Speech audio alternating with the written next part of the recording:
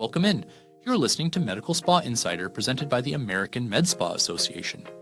We are happy to have you with us. This week, AmSpa founder Alex Thiersch is discussing longevity medicine in 3 interviews conducted at the Medical Spa Show. First up, a conversation with Dr. Johnny Franco on what he learned from his own weight loss journey and providing advice to his patients. And if you want to keep learning from the experience of aesthetic experts, become a member at americanmedspa.org/benefits. Welcome back, everybody, to the program, Medical Spa Insider. The one and only Dr. Johnny Franco. Appreciate you having me. I'm super excited. We met last year, and yeah, it was awesome. Excited to be back. No, it was great. Last year you were on a panel with, and I remember it was such a great panel. It was an interesting talk, and so of course we had you back. First of all, welcome. What you been up to? Everything good? No, everything's been great. We were talking a little bit offline. Just the whole kind of wellness wave has just really taken off in our practice. Definitely been challenging with some of the FDA, which you guys actually had come out to your conference, which is amazing. It was cool. I'm glad they did. It was kind of a surprise, but we got them. So it shows the kind of clout that the conference you guys have here really has. That they felt like this was worth their time to come out and be a part of it. It was awesome. I'm glad they did. And so you just gave a talk on GLP-1s. Just giving an update of the GLP-1s, but also kind of what that life journey is for the weight loss patient. Because I think there's this myth out there that if you're not offering GLP medications, that you can't be part of the journey for the patients. And I just think that's not true. You know, a lot of patients or the vast majority of patients on their weight loss journey are not getting medications from an aesthetic provider. So those patients are looking for solutions somewhere. And you got all the experts here, so why not be the ones giving them information and helping? But I do think it takes, a concerted effort to speak to those patients to help them. Yeah. So I talk about that for are most of your patients coming in specifically? They're coming in for aesthetic reasons, and then you offer them aesthetic or GLP-1s, or are they coming in for GLP-1s and then it goes in? Is it which one is that? A little bit of both, but I'll tell you, we see about 1,000 weight loss patients a month in our office, and the vast majority of them came in strictly for weight loss. I lost about 100 pounds on the GLP medications myself, so just told my story, and that's really kind of what resonated with a lot. And then now that people have been on that journey, they've slowly started seeing some of the other sequelae or side effects, if you want to call it that, of that with the skin laxity, volume loss. And so it's how do we help? Because it's challenging if you think about it. These 20, 30-year-olds with what I would call mature issues, right? The skin laxity, volume loss that most of us would associate with our parents, and now we're seeing it with people our age or younger. Yeah, and I've always known that with the issue with GLP-1s, and is it? I didn't actually put 2 and 2 together. The younger patients that are losing weight, they're the ones that are kind of seeing the most drastic difference with the weight. I mean, everyone sees it, but then that obviously there is a difference that they are seeing. They look older, they look more aged, and they want to obviously have that addressed. I definitely think it's a unique, and I call it the Ozempification of aesthetics, a different population, because someone who's 50, 60 can accept that they've got some loose skin. Yeah, that was what I meant. But someone who's 20 or 30, they're like, I feel great. I shouldn't look like this. And that's the kind of the disconnect of us helping try and bridge that gap, that they look as good as they feel, which has always been the core of what we do. But it's been kind of accentuated a little bit, and the gaps increased. Yeah. So talk to me. What do you typically? What's your core protocol for 25, 35-year-old that's maybe going through that? How do you approach that? Yes, we've actually integrated these treatment plans that we actually give all of our new weight loss patients. Hey, here's the things that you're going to see, and have basically built it into our informed consent. Like, you're going to see some of these volume changes, you're going to see some of the skin laxity. Here's the things. We've actually built it into our CRM so that every month they get information. The first month, it's like, here's how to make sure you stay hydrated. Here's how you get enough protein. And then at the third month, because that's where we've really seen people start moving into noticing hey, I feel good, but maybe I don't look as good. Start seeing some changes. The third month, and then really closer to about 9 months a year for surgery. So 3 to 6 months for med spa type treatments, and then 9 to 12 months for surgery. And then at 3 months is where we really start talking to them about preventing some of these changes, because I don't think that we have to just idly let all these things happen. As most things in life, if we can be proactive about it, people do really well. And that's where we'll get them on some of the biostimulants, the energy devices. Everybody's got their own kind of idea of what's best, but introducing them to them as early as possible. Kind of actually interesting, Dr. Jean Carruthers is starting a study where she's actually biopsying people's skin at the time of their weight loss journey, and then introducing energy devices at that start and seeing if they can prevent some of these changes. So we'll be super interested to see what she finds. So what's your preferred method for kind of preventing the onset of these? One, and this is a little bit of a fight, if we can slow down the rate at which they lose weight, definitely has helped a lot. Really? I mean, and you've noticed that yourself? For sure.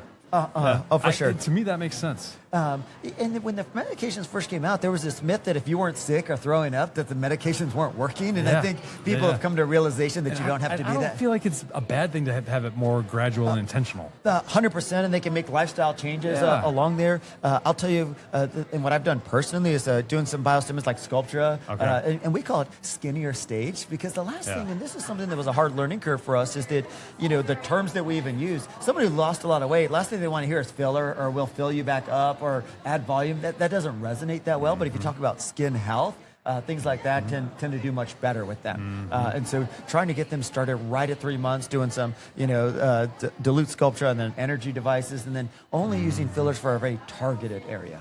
Yeah. No, it's so interesting. I don't know if when GLP-1s were coming out, I mean, they've been out for a while, obviously. But with this craze that's come on, what has it been, like at least several years? Yes. Did you foresee the aesthetic side effects? Like this was going to be a need? I mean, because it kind of makes sense, but it's caused this incredible new market for like this need for patients. I don't think I appreciated until I saw the changes in myself. It's because I was living the journey. So when I was in 3 or 4 months, then, because it's one of these things, people notice you've lost a little weight. You go shopping, you buy a new blazer, new something. And then all of a sudden you're like, well, because before my weight loss journey, I'd only ever done toxic. And then after it, now I've done my biostimulant, I've done several different energy devices, I've done some jawline filler. And so it's been interesting, even in myself personally, who had access to all these things, it's changed my perception. Now, what are the energy devices you're talking about? You've mentioned I do Softwave is one of my favorites for this, mostly minimal downtime, safe in all skin types. That's one of my favorites. We've really adopted the Aveva laser. Again, being in Texas, we have a lot of higher Fitzpatricks, and so things for us that are safe have been huge. We've really tried to do what we call skin stacking. So we'll do all three at the same time. Sculptra, Softwave, Aveva, and try and treat all the layers. And some of the people who've even lost more weight, I'll do either a Renuvion or Quantum, and then do Softwave and Aveva over the top. Again, some things that we've started pushing the envelope a little bit for them. But you get these 20, 30-year-olds that maybe don't want a full surgery. They maybe, depending where they are in their life. How can we get to a good spot for them still? Yeah. Wow. It's like a whole new world. I was telling my presentation this morning, it's honestly so exciting because everyone that's here learning, we actually have the chance to write the script of how we treat these people. There's very few points in this career where you can make up how this goes from here. It is. I mean, I've told people that for a while. Like, you're absolutely right. You're literally building the foundation of not only an industry, but of like treatments and of how people are. I mean, it's got to be exciting for a physician. Extremely, extremely exciting because you're making such an impact on these patients. And if you think about it from your practice standpoint, most of these patients will outlive you and I in our practice at this point if they're starting in their 20s and 30s. Not if you ask Dr. K. She thinks reverse aging is coming, so I'm not sure about that. Well, I hope I'm not working that long. I know. Are you still doing surgery, though? I am. Surgery still makes up about 80% of my personal practice, so it's still a huge part of it. We got a great team of extenders. Our PA Gilbert is here on the sides here at the conference. Gilbert, and so, what's up? so he talked a lot about kind of those treatments, but I think this is where it's really integrating your team to help guide them through that entire journey, because if your whole team isn't given the same message, because there's this whole group of aesthetic naives that have never been into the aesthetic field. Like you mentioned earlier, they only came because of the weight loss. They need a lot more education and time points throughout that journey. And I think if your team's not on point, it's easy for them to get lost in the shuffle. I think that's a really good point, because you probably are seeing a lot of folks you might not have seen in the ordinary course of things. For sure. 100% we've seen that. Yeah. Definitely much harder to kind of move them through because a lot of them come in as like, ooh, I didn't come in for that foo-foo stuff. I'm just here for the weight loss. But then they start to feel good. But if you're there when they're ready, like most things we do, just being there and then when they're ready, letting them make the decision. No, I mean, the point you made is powerful. It's like especially if you're younger, if you feel good, you're like, why don't I look better? And that's tough. Well, this is awesome. I appreciate you coming by. Hopefully you're enjoying yourself at this con. You having a good time? No, this is great. I'll tell you, go to a lot of conferences, but the energy, the excitement, just kind of the atmosphere here is super unique. So always love coming. It is. I appreciate you saying that. It's been fun to see, and everyone is very fired up and excited. So, what are you up to tonight? Any big plans? Got some industry dinners? Oh, I don't know. Maybe try and sneak over to Bruno Mars. We'll see. Yes, I saw that he's here. Yeah. I keep waiting to see if he's in the hotel somewhere because sometimes they stay here, but I've not seen him yet. Not yet, but who he's knows? Here. Yeah, that's awesome.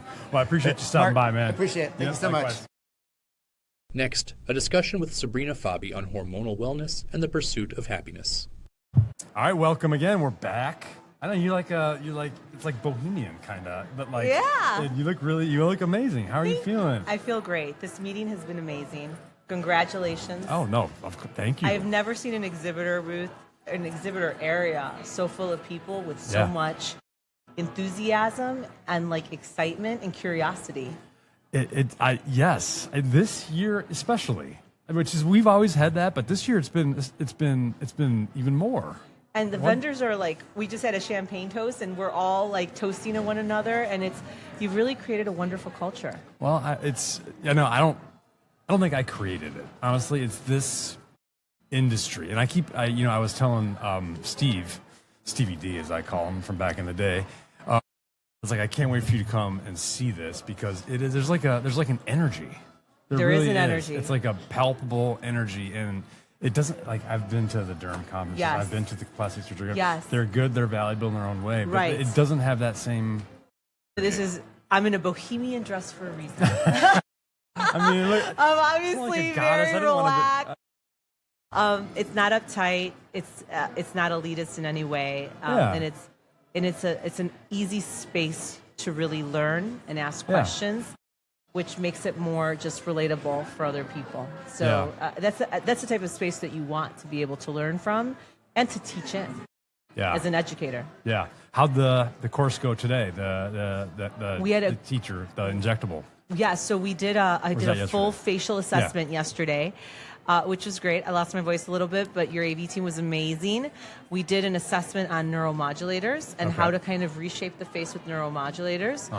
And then also did an assessment on what you would do for filler. Yep. Because there's a role for all of it, right? Not just lasers, not just fillers, not just neuromodulators, but a little bit of all of it to achieve more natural looking outcomes. Yeah. So great questions. Awesome audience engagement. Yeah, so it was wonderful. It was really nice. And I'm excited to do tomorrow's panel. Yeah.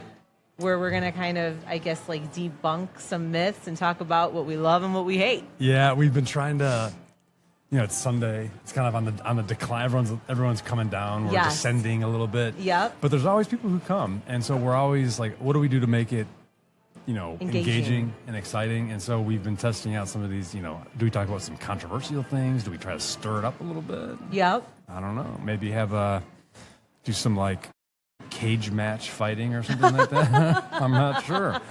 But how are you doing with everything else? I mean, it's been a while since we've connected, and it's been really interesting and kind of weird but cool to have Dr. Diane back here because he and I have had such a relationship for a long time, and I know you and he have obviously are partners in a lot of ways. So, how have you been though? I've been great. I have my little one. You guys have made it really easy and nice to bring my baby and my nanny. So thank you for making it also family friendly. Oh, of course. Right. Dogs, that lets me. Kids. Mateo was with me in my business meetings this morning. Yes. So there's just like a great opportunity to meet with our industry partners. But it's like a relaxed enough setting that I'm not just in my bohemian wear as like a representation of how I feel, but also that my baby can come and, join those meetings and the energy's relaxed. which I think is always the most conducive energy to learn from. So I've been really great and, you know, just enjoying motherhood. Yeah. You look amazing. Also, thank Seriously. you. You're like glowing. You look happy. The XOMD, my friend. Yeah. That's what I was going to say. It must be that. Yeah, and it's wonderful. It's a great to be a part of this industry that's growing, that day by day we're proving scientifically how we're helping people not just look good, but also feel better, which in the bigger play, now that we're in the longevity space and we're talking about how long people are going to be living for, aesthetics is no longer a vanity thing. It's also paired with longevity, right? Because if you're 120 but you look like a prune, there's a bias that exists with how the world's going to kind of look and interact with you, right? So I think that the future of aesthetics is also in the longevity space as we kind of really grow that space of medicine. You think we're going to be living to be 120? Well, that's what they're saying. You know, I was at the most recent meeting, was at AMWC here in Americas, and we had the head of Mayo's longevity clinic. He's a PhD in the space, and yes, he has been able to really prove that that is very likely in our lifetime. Yeah, and Mateo will probably live to be 200. Right? And I don't know what that means. He'll right? never... Retirement age is no longer 65 at that point. I don't want to live half my life just chilling. I mean, if you love what you do. And another thing is, he'll never learn to drive. He'll never learn to drive. Ever. Which is good and bad, right? Yeah. Because there's something you learn about and the freedom that you get from being able to get behind a wheel and drive wherever you want to go. But there'll be something else that he'll have. And there's a spatial relationship awareness that you get in your brain from being able to just, park your car, you know, in Chicago. You're gonna be telling him about the days when you actually had to drive the car. He's like, I don't believe you. That's not true. Yeah, we had to put it in drive and actually maneuver it through traffic. But I'm going to be honest with you. So in my time now, since I've had him, I don't drive anymore, Alex. Wow. I take an Uber so that I can work 45 minutes to work and about an hour back. Yep. And that's my email time so that when I'm with him, I'm present. Yeah. And that's not so I'm like, what, that amount of money that I spend is it means nothing compared to the value of my presence with him, right? So I'm kind of already doing it. Yeah. So, dude, if there's going to be something that's going to make it more affordable for me, I'm all for it. And then without the insurance. Right, yeah. Because their insurance policies are crazy when they're 16 or 17, right? I know, yeah. So there'll be some other, there'll be something insurance. else. Yeah, be something else. Cybersecurity insurance. Yeah. Right? You have to insure your robot. Yes. Tell me, so XOMD. Yes. Which I know enough about to be dangerous, and I've talked a little bit about it, and it sounds almost science fiction. Right. No, it almost sounds too good to be true. Right. Which was the dilemma when we really were able to see what it could do. And so I'd love to hear, a little bit about that journey, how it developed, doing it with your husband too, or partner. I made that mistake. All before. good. But then also, what's the reception been? Right. So it's been amazing. Steve and I are obviously innovators and pioneers. We've done it we work with everyone. I have 800 conflicts because I work with everyone, but I almost feel like they kind of cancel each other out because I do work with everyone. We recognize, my angle from it has been that in my practice, see that women that are hormonally optimized at 57 look better than the women that are not. I can do all the injectables, all the fillers. They can come in regularly every 3 months, but the women that are hormonally optimized look the best.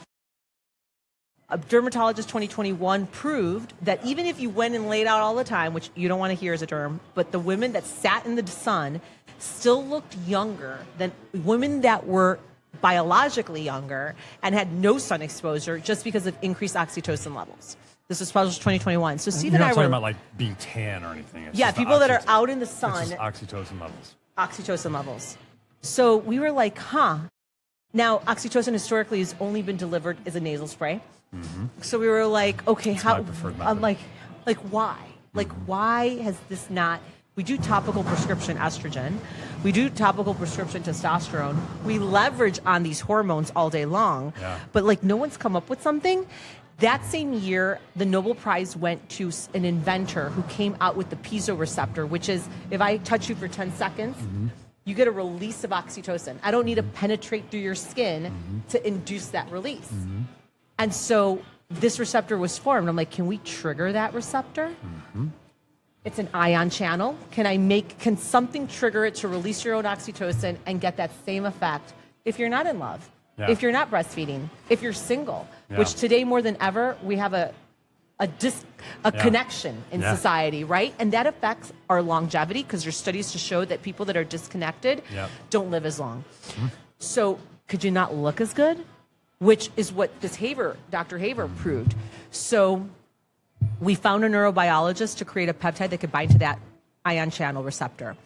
Now, she showed in vitro that you could get a release of oxytocin, but we wanted to see, you can have a lot. I can scrub a brush all over you and stimulate collagen. Is it enough to make the difference that you want to pay for it? Right. Is it enough to make the difference that other people notice a result? And so we did a placebo-controlled trial, which in our industry is usually reserved for drugs.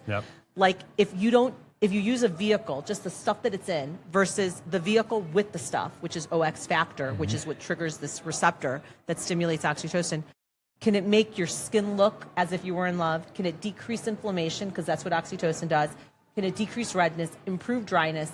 And basically, it's estrogen's cousin. It does everything estrogen does, but without like the dilation of your blood vessels. And we saw that it did. And so it's been awesome.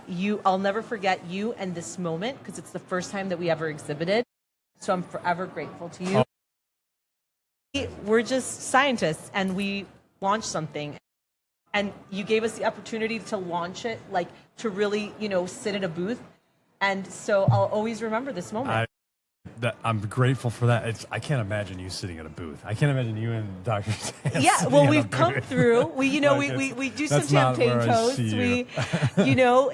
But it's good. Yeah. You're never above any of it. Well, if you get to share a message and you get to empower people and you get to educate people in advanced aesthetic medicine, then it has to start somewhere. Yeah. And are people, is the message resonating with the audience here? The hormone balance, people understand because we've been prescribing estrogen. The FDA just lifted that label.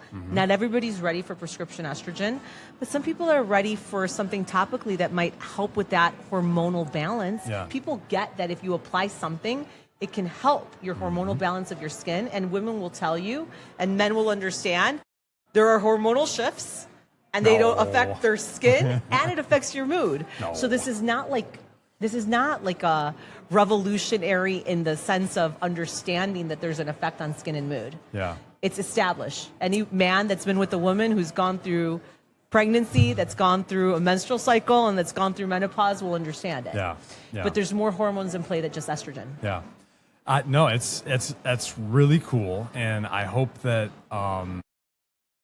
I'm grateful that you're here. I'm grateful that Dr. Diane has come up and gave the keynote. I'm grateful for all that you've done. I hope that it's worth it for you two to be here, and people are actually it's amazing. And people are looking at your product and they're like, this is something that I want to have, because I think there's people buy here, like they actually come here to purchase. I mean we've done well, and I think it's because people understand that wellness is not just like some ethereal concept. Like it reflects in your skin. Yeah. It reflects in sexual wellness is wellness. There are studies that show that people that have more sex live longer. That's not a coincidence. Testosterone goes up, oxytocin goes up. Those are anti-inflammatory hormones that support your well-being. Yeah. And so we're seeing a merging of aesthetic medicine, sexual medicine, and all part of wellness and longevity. So it's just the beginning, and we get to be able to be a part of the story, and I feel blessed. I mean, you're like a goddess. Like of whatever, like you come in here and you're dressed like that, you're talking about all this. It's amazing. No, well, congratulations. Thank you. I think that's really cool. Congratulations on everything. I'm sure it'll be a success. We'll have you back. We'll have to I'd love that. When you get into Chicago, I'm sure you come to Chicago every now and then. Yes, I do. And we'll bring you guys over, and we'll do a longer version with you and Stevie D together. Yes. And then we're happy to promote XOMD all the time. I'd love to. Thank you, Alex. And You're congrats for all your success. Thank and for you very seeing an much. opportunity in the other people that touch many people and that influence their aesthetic outcomes beyond just, maybe derms and plastics, because there's only so many of us. Mm-hmm. But there's a lot of estheticians. One of my best friends is an esthetician, and we've really been able to build something to support the greater population and making them not only look good but feel good. So congratulations. Well, I to appreciate you. that. Thank you very much. To finish up, Alex sits down with Dr. Maxwell Jen on how aesthetic medicine can better support functional health. All right, welcome. Thank you for having me. Of course, Dr. Maxwell Jen. That's a great name. Thank you. And did I see you're an MBA and an MD? Absolutely, yes. I've always, it was funny, one of my first passions was medicine, and then as I started learning more about it and working in some socioeconomically disadvantaged areas, the business aspect of how everything works together, how money is the lifeblood of basically everything, really piqued my interest, and so that kind of led me down the path of also pursuing that MBA to sort of understand that world. That's awesome. So what's your, tell us about your practice really quick so folks know where you are. And Sure. So my practice is called Umi Anti-Aging. We're located in Irvine, California, which is in Orange County, so a very impacted region. Yes. Actually, we started our practice right here at AmSpa. No way. In 2021. It was like kind of my first stop when I was just thinking about starting a practice. And That's then soon awesome. after visiting AmSpa, we launched our practice. 2021. That was Yeah. like the first time back from the quarantine. So it was all, we had all like social distancing and stuff, wasn't Yeah. it? That was crazy. It was a weird time. It was a very interesting time, yeah. Also a weird time to sort of launch a practice. I think a lot of, opinions was that it's kind of a risky time to start, but I'm glad that we did. Yeah. Well, so what was your specialty as a physician before you got into longevity, regenerative medicine? I mean, all that. I was actually an academic emergency medicine doctor. We see a lot of emergency medicine doctors come into this field. I think, in fact, more than any other, it's family practice or general practice, and emergency medicine are the two tops. I think there's just a lot of burnout in emergency medicine, especially during COVID. So a lot of us sort of jumped ship at that time. Just kind of started getting really tired about talking about unexpected death, and wanted to start talking about something a little bit more positive, like anti-aging, wellness, and good health. And it seems like you're very positive, passionate about anti-aging, regenerative medicine, all these things. Why is that? I mean, I know why, but like, why? What is it for you? What's the passion come from? When we first kind of got into it, like one of the things that I noticed a lot about emergency medicine and why I was talking about unexpected death a lot during COVID was that the people that we saw passing on because of that pandemic frequently had lots of a high burden of preventable disease. And that was something that really informed the way that I started approaching kind of aesthetics and anti-aging at that time. And I really wanted to sort of focus on kind of the foundational aspects of health. And then segue that into aesthetics. So one of the things I really like to talk about with my patients is kind of their foundations of health. And my selling point is like, look, you want to be pretty? I totally get that. But you cannot be pretty while simultaneously being very unhealthy. Like those two things do not go hand in hand. So if you want to look the best you can possibly look, right, you need to be as healthy as you possibly can in order to achieve what you want to achieve. Yeah, and that, I mean, it seems so obvious and intuitive, but it's almost like we've kind of come, correct me if I'm wrong, this is I'm a recovering lawyer, so I'm coming from the outside, but like it feels like we started with the aesthetic side and we're kind of backing into how it works with mind, body, and soul, right? But what you say is obvious. You can't look good if you're not going to feel good. You're not eating well if you're overweight. Not if you have all these comorbidities, right? Mm-hmm. So why did it take? Why are we here and why now? Not to sort of poo-poo on society too much, but I think a lot of us we want that quick fix, right? Get rich quick, get thin quick, all that sort of thing. Because life is hard and the things that are worth doing and worth achieving are really hard. And with, the way that the world has been going, it's really easy to burn out. Yep. And it's like, isn't there an easier way? And that messaging of, let me just inject you a little bit, let me just give you a pill or whatever, is very seductive.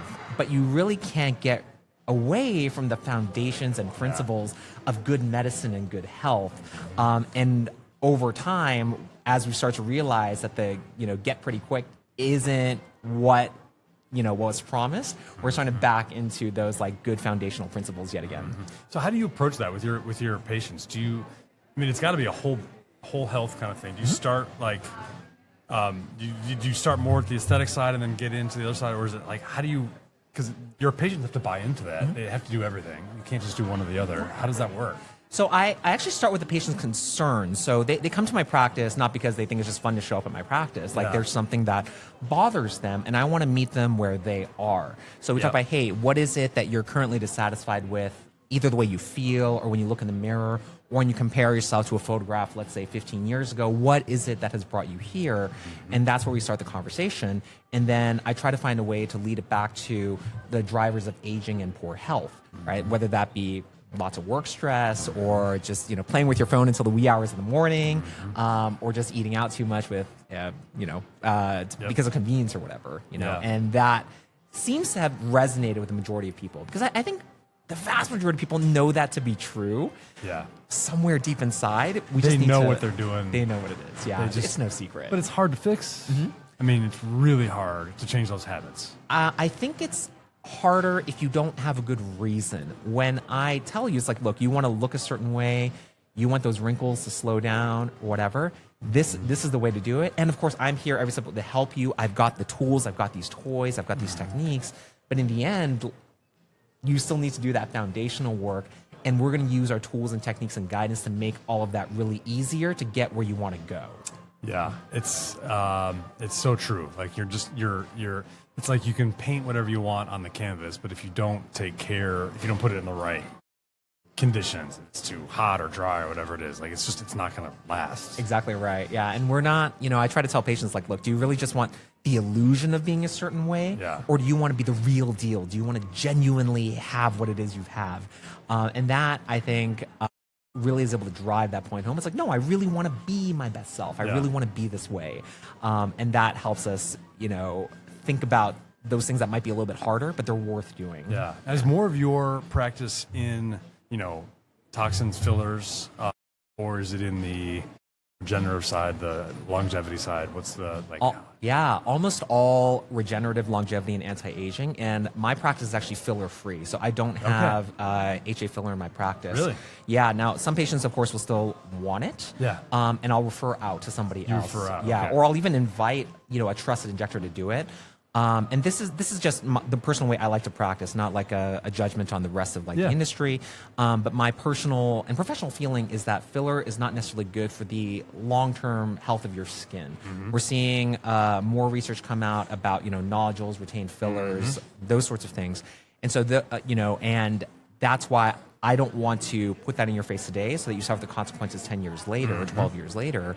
And so I try to find another way to achieve what it is you're trying to achieve. Is that just filler, or is that also toxins too? So toxin I like to use not as a tool to achieve an aesthetic result. I use it more for prevention. Okay. So if you have a highly expressive face, which is nothing wrong with that in and of itself, but you can start to burn through a lot of that collagen a whole lot faster. Yep. So I say, okay, look, I'm not going to freeze you with this toxin. I actually use very small amounts of toxin, but I use it just enough to sort of soften up those expressions so that you can still move and be expressive, but you're not burning through the collagen, the elastin, the skin's brown substance so quickly to buy us time to sort of restore that. And also that way you can physically age a lot more slowly than you otherwise would.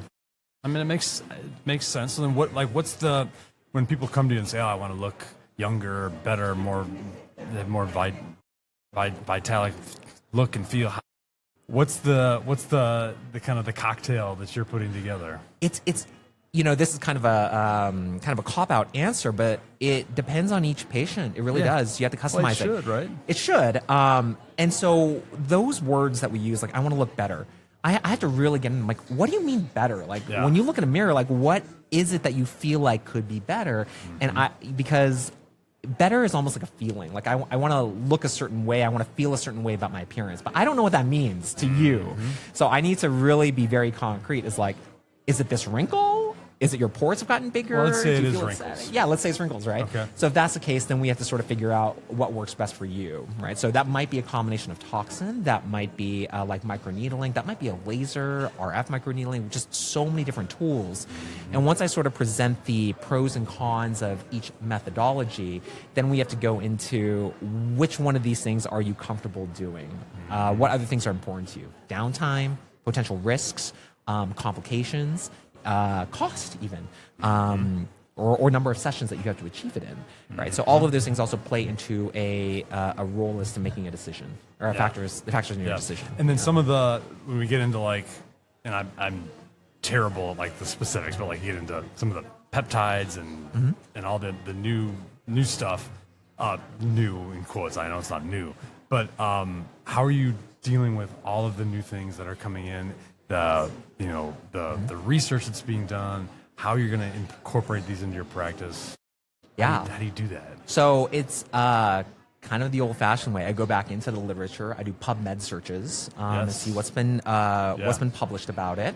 Are there human trials, or in the case of peptides, primarily animal trials, which makes me a little bit hesitant to ever prescribe that without good human trials behind it. And I look at other countries. So, the U.S. is, really fantastic in our medical technology for some reasons, not so good for other reasons. So sometimes our international counterparts have been doing really interesting things and have published a lot about certain things. Like, so for instance, PDRNs, polynucleotides, has been huge in Europe. First papers I was able to find was back in like the 1970s out of Russia, was kind of the first place. The Italians really went nuts with it in the 90s. The Koreans have gone nuts with it in the 2000s, right? And so there's huge bodies of evidence and lots of history behind it. Even though it's not been super big in the U.S. and our regulatory framework hasn't quite caught up with the science that our international counterparts have really established. Those things play into deciding whether or not it's appropriate for a patient too. Yeah, and so then you have, but all of those things you're incorporating them into your practice, and so it's. Do you find that patients are very educated on these things already, or are you educating them? Because I see that both ways. Exactly as you said, both ways. I have some patients who are very well traveled, who seek services not only here at home, but also internationally. And so sometimes I'll learn a lot from my patients too, as I should be, because you're only one person. How much there's so much to learn out there. Yeah, it's true. So they'll bring things to me. It's like, doctor, have you heard of this? I'm like, I haven't heard of that, but let me do some reading. Let me call up my colleagues like in Asia, in Europe, and see like, have they heard of this? And are you doing that? Are you in communication with colleagues overseas? Yes. So I have done not just communication, but I've attended training sessions in Korea, in Europe, learned from colleagues in South America. I've not had a chance to go to South America, but I have colleagues in South America who've taught me things. And they're just like a wealth of information. The way that they do things sometimes is different, but not necessarily worse. Oftentimes it can be a little bit better than things that we approach here at home. And I mean, I love that. The innovation is great. How do you balance the regulatory risk, the environment, with the advancement, right? So you're getting this advancement. Everybody would love to have the greatest and the newest.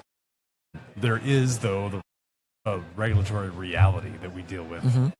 It's slow, it's cumbersome. There's reasons for that. They'll tell you why. Believe it or not believe it, it's up to you. But you've got to balance that. And how do you thread that needle?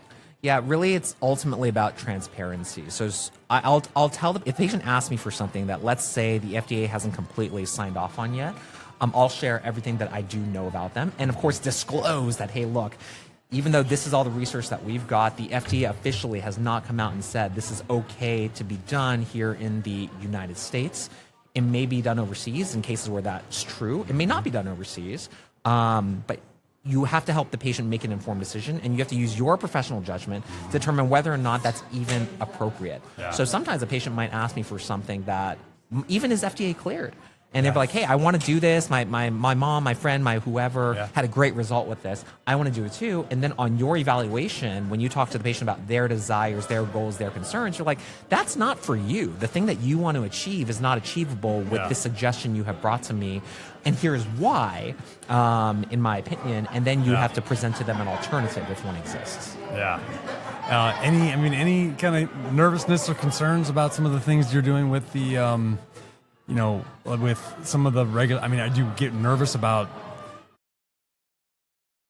knocks on the door and investigations for, doing things that are maybe not fully approved by the FDA? It's like people want these things.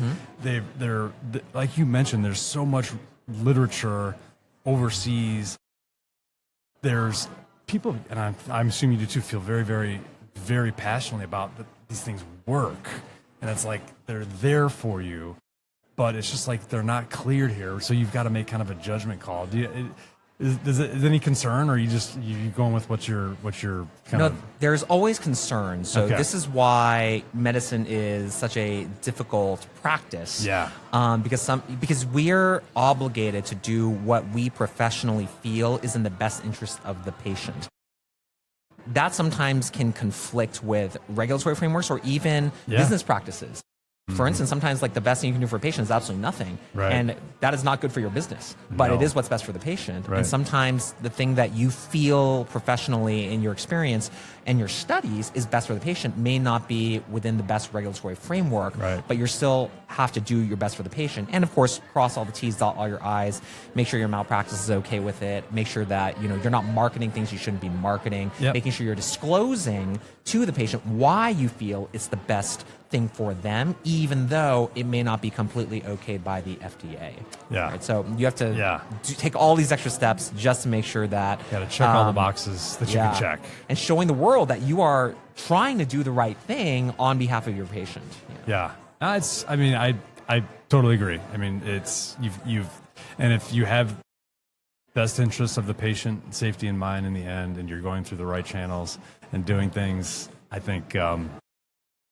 You're right. I think everything you're saying makes sense. Yeah. So I think as long as you are acting in good faith and serving your role as a medical professional to your patient by doing the best you can by them, it's tough that you can be faulted too much for that. Yeah. And especially if, where you're sourcing the things that you're treating them with is legit, and it's all the things, right? That's, I think, where I've heard the FDA doesn't like it when you're,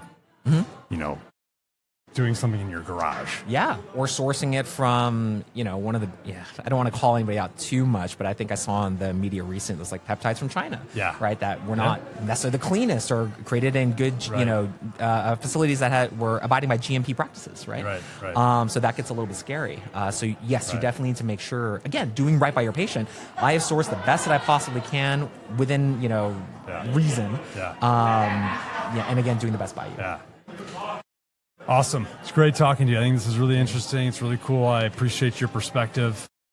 I'll give you the last word. Anything else you want to bring up? I'm a big believer in AmSpa.